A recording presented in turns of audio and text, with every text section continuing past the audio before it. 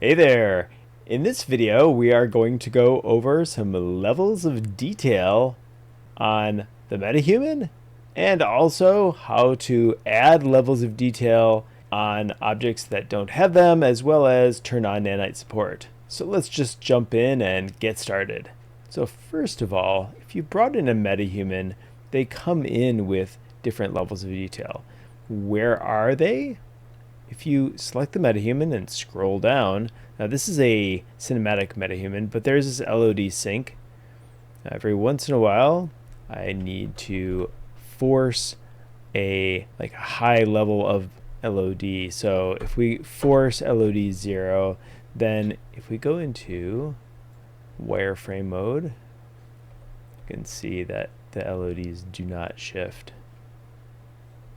Okay, so now I wanted to show the LOD information on this chair. It's a pretty detailed mesh. If we were pretty far back, we could probably optimize that.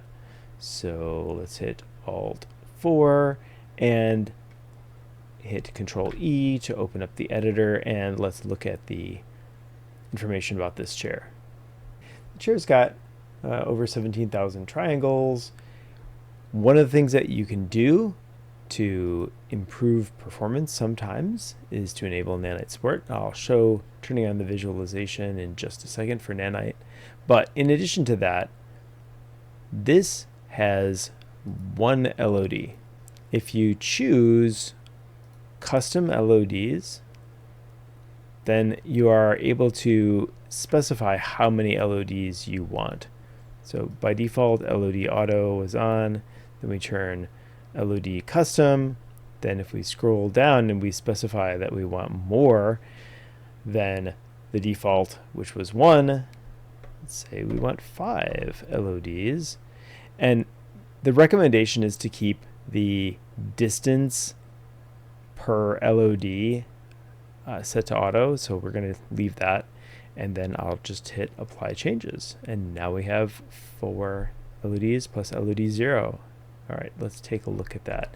So I'm hitting Alt 2 and zooming back, and yeah, you can see the different LODs popping in, and now we're at super high res. Awesome. All right, I wanted to quickly also show how to create the drop downs, because that's really what Epic recommends. Before I do that, let me quickly show that you can remove LODs once they've been added. So you just click remove LODs, and now we're down 1. Let's quickly just get back to the base here. Okay, I'll share a link to the Unreal documentation for modifying the BaseEngine.INI file. And why would we want to do that? Well, let's open it up. So I've got it open, and if we go to the static mesh settings, we can create our own LOD dropdown. So that's one of the things I've done in the past. So I will share a link to a previous video where I've created a specific LOD dropdown for a Quixel asset. Awesome. All right, let's quickly take a look at the visualization now that we've got it turned on. What does that look like? So if we select here in Unreal 5.6 and go to Nanite, you can see that it's on. And let's go to Nanite visualization here. We'll click the overview. Need to apply changes. It'll do some calculations.